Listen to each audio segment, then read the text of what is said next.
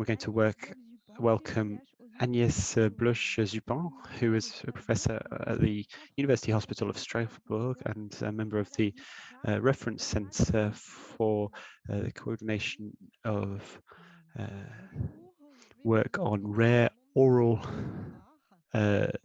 diseases.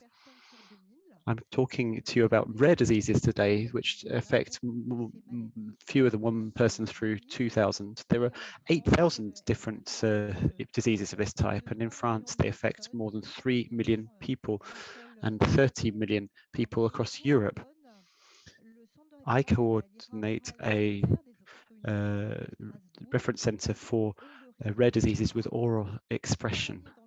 This network focuses on rare diseases, and that necessarily requires us to network and to work together. We are working within the head and neck network. We also work within a RN cranio network across Europe. We focus on a sort of back and forth movement between patients and the laboratories. We're supported by a number of various different partners. I want to thank Health Data Hub and BPI and the Rare Diseases company. The objective of this data challenge is to reduce the diagnostic challenges with these patients before we get a certain diagnosis and we can start to care for these patients. These people, these families wait 4 or 5 years, sometimes even 10 years. So how can we reduce this waiting time? We can facilitate their entry into the healthcare system and their contact with experts by using their data and by a virtual expert that will aid diagnosis of these rare diseases. And that's where artificial intelligence plays a role. This AI expert will identify diagnostic signatures which are observed in a clinical context and will enable.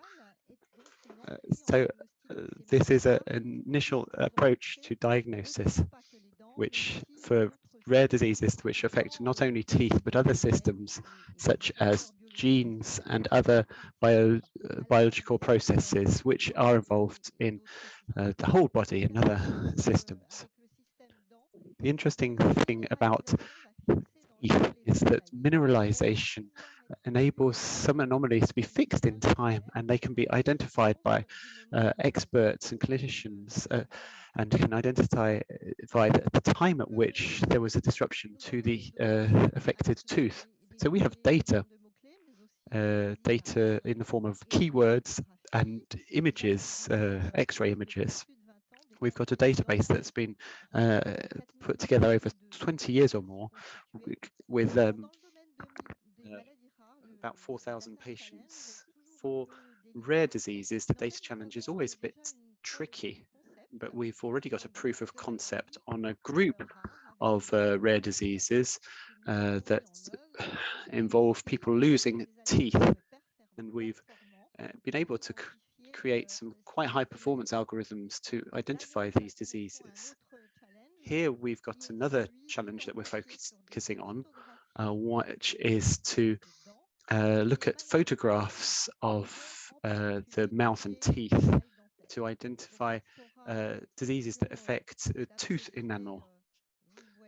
You can see on these pictures here, it will be about identifying impact on the shape, texture and color of these teeth alongside other discriminating factors such as keywords in order to identify diagnostic factors. This is tied together with key knowledge about these illnesses, even down to the gene that is mutated. You're going to have to think about differential diagnosis with other illnesses that can affect the teeth, and there needs to be some differentiation or discrimination based on the photo of the smile. This information will address the doctors and surgeons involved in treating rare diseases. Dentists and surgeons will understand that there are differences in form, structure, and shape of teeth, but they will not necessarily understand other clinical signs of rare diseases. So we want to bring together these two forms of expertise in order to make them available to the various professionals, or even for patients. The idea is to enable patients to take a photograph and send these details through for an early diagnosis, yes or no, of certain rare diseases. So it can then lead to a further diagnosis using genetic methods. So we want to use this to support people with rare diseases. We hope that we'll get you interested in this challenge. The challenge itself is planned for the period between March and May 2023. We're going to need to take a bit of time to structure our data and put the different parameters into place. There's some legal work and data protection work to focus on. Before that, there will be a prize for this challenge. But beyond the financial reward, contributing to reduce the diagnostic time and to facilitate the care for these patients with a personalized approach is a prize that you will also receive if you're part of this challenge. Thank you very much, and I hope that you will be very excited to take part in this challenge. Thank you very much, Agnès. Are there any questions from the floor?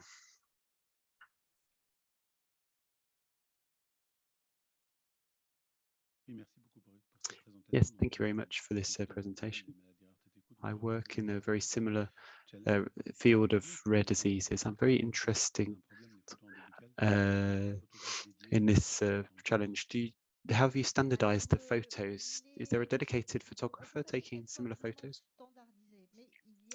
Answer: no, they're not necessarily standardized photos. There are some standardized types of shots, but the photos are very operator dependent. That's part of the problem. That's part of the challenge, in a sense, because if we ensure that it's a similar thing for the X-rays. X-rays are not standardized. They're of different qualities. The algorithm needs to be able to differentiate between them, whatever the quality of the photo. There won't just be one photo, but there'll be different shots of the mouth cavity. Thank you very much, Agnès. We've got a online question in English. The uniqueness of patients' conditions isn't a challenge for AI algorithm on both the learning side and the prediction side, or maybe there are rare disease among the rare ones. Je peux aussi vous la faire lire si vous préférez. It's true. I would say that this group of rare disease affecting enamel is an heterogeneous group of rare disease. So inside there are rarer diseases. However, it is possible to discriminate them on reading the images. This is actually the work we are doing in the network. And it is so discriminating that you can even predict the gene behind the disease. So even if it's a group of heterogeneous disease, you can cluster them and go to a very precise and fine diagnosis. And I hope the virtual expert will be more expert than we are and go even further in diagnosing this disease. Thank you. On a aussi une autre question. Savez-vous le nombre de données We've also got another question. Do you know the amount of data that will be able to be made available? Let's come back to my presentation to see if we can answer that. In terms of data, in the enamel anomalies, I suggested that we could use data from 200 patients who are affected by these pathologies. For each patient, there'll be 4 to 6 photos of the oral cavity, plus some keywords describing the photograph. The grouping of this disease based on the type of anomaly and the genetic diagnosis, i.e. the gene number that is affected. So this will give you a very precise description of these images in relation to the challenge.